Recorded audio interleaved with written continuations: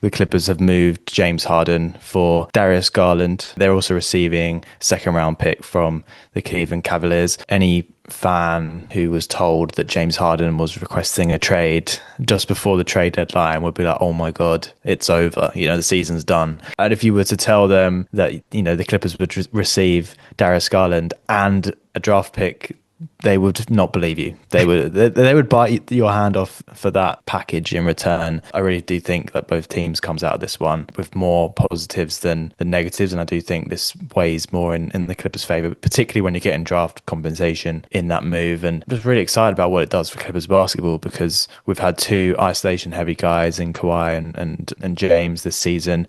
If we look back previous years, we had Paul George and Russell Westbrook. I feel like all we've been watching is isolation basketball, but I'm really excited to see a point guard in the Clippers who's going to really move the ball and push the pace of this team. Moving from a guy who's so ISO heavy in James Harden to a player who's less ISO heavy in Darius Garland, other players are going to touch the ball more because he's a guy who's going to share the ball, and his assist numbers are high. They're not as high as James Harden, but they're still high. He loves to share the ball. He loves to push the pace.